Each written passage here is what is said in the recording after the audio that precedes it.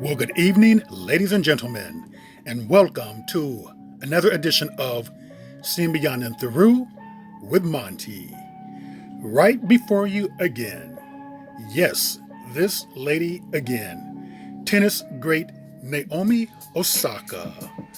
Well, me and Miss Osaka has some unfinished business to do because, as you know, I wasn't going to cover her again actually. But then again, if it's newsworthy, then it's going to be fair game. But Miss Osaka, about a couple of days ago, won ESPN's Sportswoman of the Year award. Now, that's kind of strange, and I'm going to explain to you why I think so. But before I do, here she is with her boyfriend Corday. Now, some of you may wonder that you thought I said they had broken up. I did a video about that. I was questioning if they did. And here's the thing. I truly believe that they had some problems. I truly believe and feel that, like all couples, they went through their ups and downs. That they were on the outs there for a minute. Maybe they needed space. Like all couples do, sometimes it's very smart to give each other space. And when you come back, you can be stronger than ever. Because guess what? Now she's posting him again. And this is from her Instagram page after deleting a lot of pictures of him. So I'll stand by what I had stated in the previous video. I truly believe that they had maybe broken up, separated, or decided to give each other space. And now they're back on again. So bravo. I do like them as a couple. I think they're very cute. But this is not what I really want to talk about. Here they are at the award show, walking in. And for some strange reason, I don't know why, I'm looking at this. She has on heels, actually. And he's still taller than her. I thought he was shorter than her. But anyway, that's neither here nor there. But they look very good together. Very attractive couple. But I want to bring up something. And what I want to bring up is this here. See, Naomi Osaka won Sportswoman of the Year award. And I believe that she owes another sportswoman an apology. And the reason why I say this is because I do not believe that Naomi deserves this award. Now, this video is not a Bash Naomi video. I don't do those. However, I don't hold back neither. Like I truly believe. I believe that in the past, she had mental illness. I truly believe that. However, with this fiasco with the French Open and Wimbledon, I truly believe that it was not mental illness. I believe that she was very successful with her activism. With the human justice campaign thing, or racial equality, I think that went over very well. It was very popular. She got a lot of kudos. And I truly believe that she thought that this can branch off into her having leverage at the Grand Slams. And I think that she got a little big-headed with this here and miscalculated greatly. And she thought that the Grand Slam organizers would bend and give her leeway. But they gave her a spat on the hand. And what they told her was that, no, you cannot have your way here. It's either our rules or the highway. And with that, she took the mental illness route. Now, her sister had already outed her by saying that it wasn't mental illness in the traditional sense. Now, you can go back and look at my other videos. I explain that.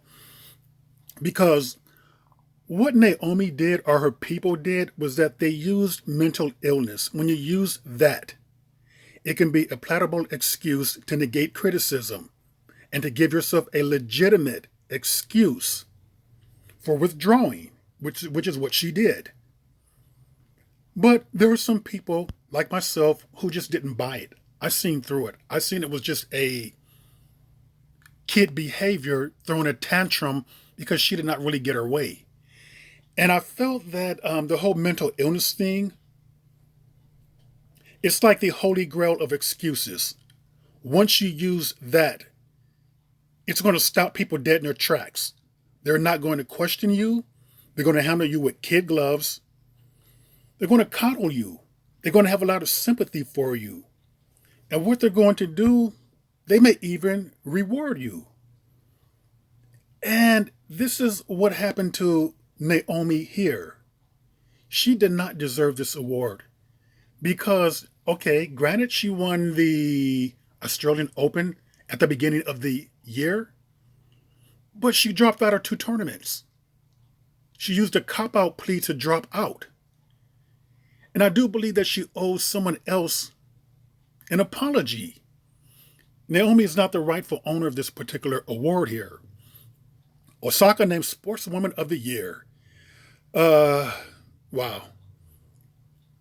And here's a number of notables who came to her defense, who had sympathy with her, who showed their support. Big names around the world. Michelle Obama, Michael Phelps, LeBron James, Meghan Markle, Serena Williams, her idol.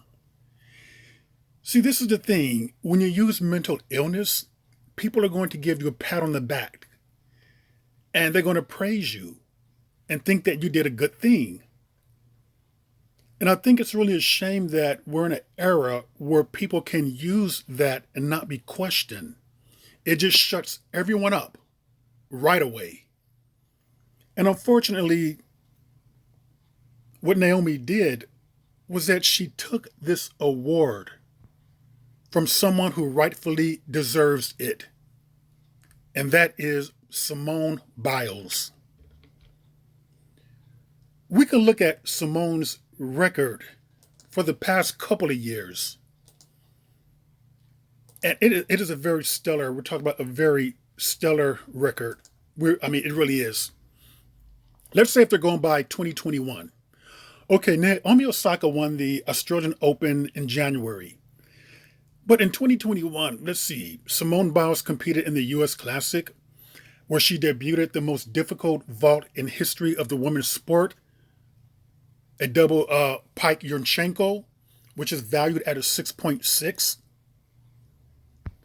Simone Biles won the U.S. Championships for the 7th time in a row, winning 2 events there.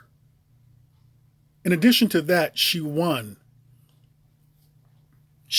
people the Olympic trials. She placed first. If we had to go all the way back, I believe that Simone Biles has not lost a meet in like 7 or 8 years. We're talking about she's winning all-around titles by 4.7 points. I mean, that is a lot. She's crushing the competition at the ripe old age of 24. That's considered a little up there in women's gymnastics. Who would argue that Simone Biles did not deserve Sportswoman of the Year award? But see, here's the problem. When you start using things like mental illness, it garners a lot of sympathy.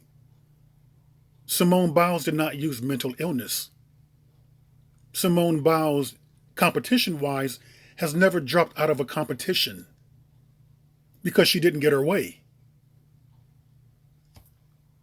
This is the true legitimate owner of Sportswoman of the Year award.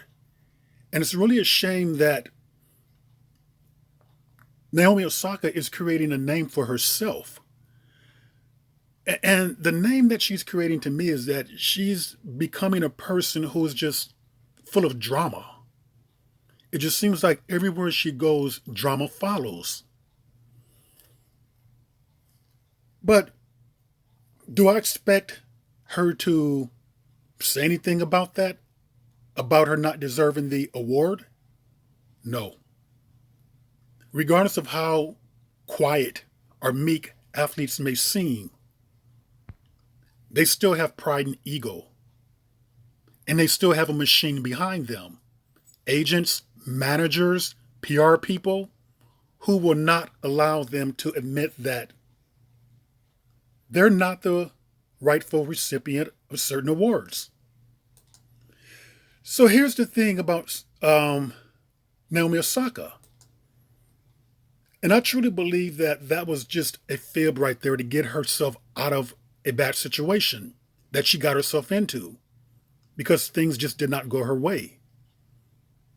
So now she has a burden to carry about someone who dropped out of tournaments, the French Open and Wimbledon, for mental illness reasons. And that's a heavy burden to carry now. Because it's going to be like, I'm going to have to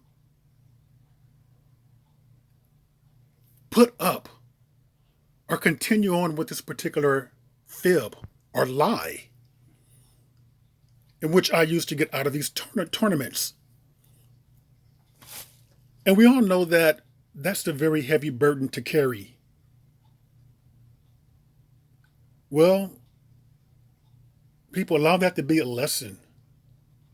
Take it from a pro with worldwide fame. You can apply that to your everyday life. Sometimes a fib can go a long way. And sometimes it can take a lifetime to live it down. And with that, ladies and gentlemen, that is another edition of Sin Beyond and Through with Monty. And I will see you beyond and through.